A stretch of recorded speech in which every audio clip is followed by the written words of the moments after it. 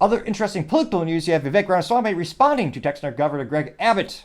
Now, Vivek says on X Twitter, quote, "The claim that Texas is defying the U.S. Supreme Court is flat out false. The court held that the feds can remove the razor wire that Texas is installing on the border, but that does not stop Texas from still continuing to install the razor wire. Their constitutional crisis averted." American flag emoji, unquote.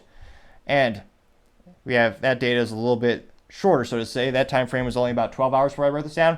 And they got 1.1 million views and 27,000 likes, which, as youth might say, is quite viral to say the least. And I suspect, as Vivek is still, it is fascinating. Vivek, even when he's not running technically, he is still having better metrics on social media than all the people who had previously been running, which pretty consistent with his whole campaign. He gets more views and likes than DeSantis, and DeSantis has more followers on X Twitter, which I thought is especially fascinating and impressive. Now, the first comment, let's see here. Comments actually not as many as likes as usual, interestingly enough. Let's see here. A Music says, quote, "We must defend our borders." As Vivek said in the GOP debate, an open border is not a border, unquote. That got 47 likes. Craig Chamberlain says, quote, "Leftist elites love the border crisis because their entire political strategy is rooted in, quote, never waste a crisis. They want more bad things to happen because it benefits them. It's a broken feedback loop," unquote, getting 95 likes. See, JD Sharp says, quote, "The truth is Biden is asking the military to defy the very document they swore an oath to when enlisting, the Constitution, which guarantees any state protection from an invasion," unquote, getting 80 likes. Now, also keep in mind, every military department, with the exception of the Marines, they have not been hitting the recruitment numbers. They've been increasing their recruiting strategy and methodologies for different demographics that would more favor a Biden administration. So it's one of those things where I'm not sure if they really care if they're breaking, they're not, it's just ignoring the Constitution. So it's been interesting to see. There's been a big shift in the U.S. military and the recruiting strategies and consistently missing their numbers and making it more political.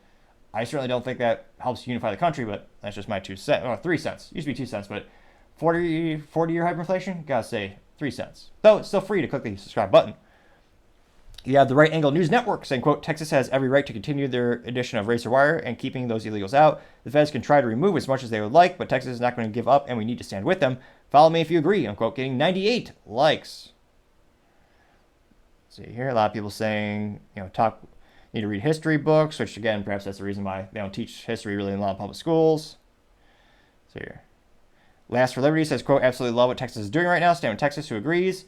And it is a gif of It's Always Sunny in Philadelphia, where Mac is the Supreme Court and he lays down a plate called legal immigration in front of, Dennis, who's Texas.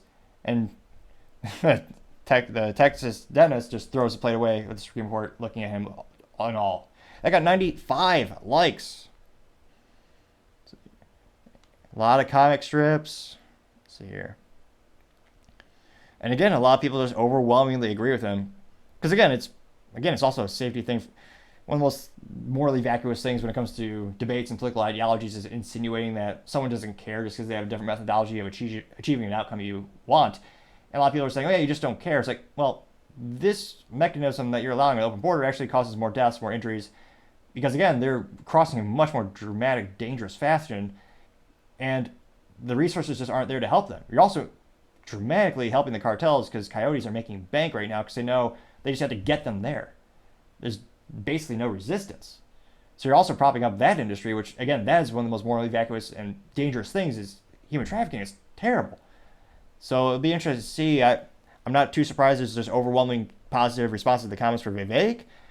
And it'll be interesting to see at the end of the day what really happens with this case and how does it develop and how might the federal government try to supersede Abbott? How might they try to stop it?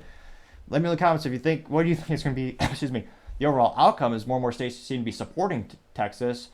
As usual, I'd be fascinated to hear what you have to say. Thank you everyone for taking the time to tune in today again. Trying to get to 4,000 subscribers by the end of January. So click that button. I greatly appreciate it. Also, giving me a like or a down or even a comment is a great way to give me some additional feedback, letting me know what I can do better to improve the show. Lastly, don't forget to take the time to tell your family, tell your friends, tell your coworkers, heck, tell your enemies, tell anyone and everyone. Just stay safe, fight the good fight,